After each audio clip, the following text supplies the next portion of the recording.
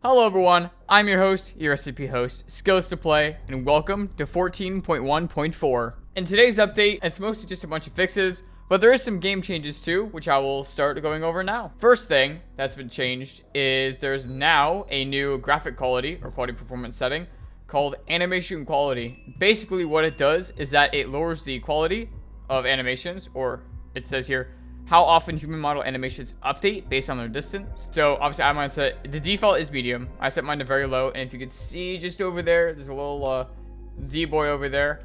So I can make him move around.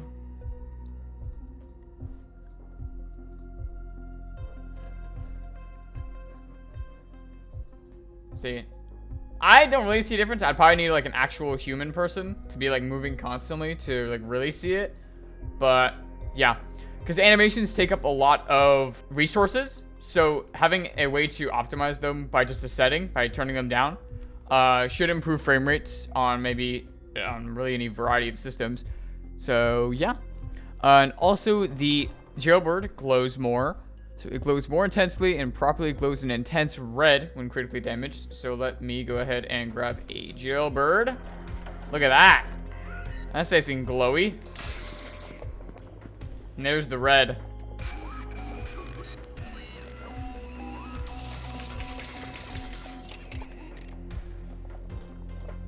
Time to explode! Now, here's some important fixes. So, a couple ones that like really stood out to me were that temporary pickups created in hand while upgrading 914, so grenades, for example, are now properly destroyed. Fixed 914, sometimes granting incorrect ammunition under specific scenarios. Fixed incoming connection issues attributed to 914, so with the grenade one and that fix go kind of hand in hand. There was a bug where if you just held out a grenade and then upgraded it and then the server restarted, it wouldn't allow anyone to connect again unless the server was restarted, like manually, not just by the round. And then fixed an issue causing players' screens to darken if they respawn mere frames after dying. So that was caused usually when a wave was already going to happen like immediately. So for example, like on a testing server here where like I'm alive but the wave is still going down, if I died I would instantly respawn and then that would cause the screen to darken. So now that no longer happens. There were some map fixes which I will show on screen now. 106's containment chamber cube collider layers now collide with everything, not only players. Removed unnecessary colliders for labels inside light containment zone airlock. Adjusted invisible light containment zone airlock colliders to only collide with players. Changed mesh collider to box collider for one of the boxes in 106's containment chamber. Adjusted box colliders for the junction box inside of SCP-939's chamber. And then changed stairs collider inside heavy containment zone nuke to only collide with players.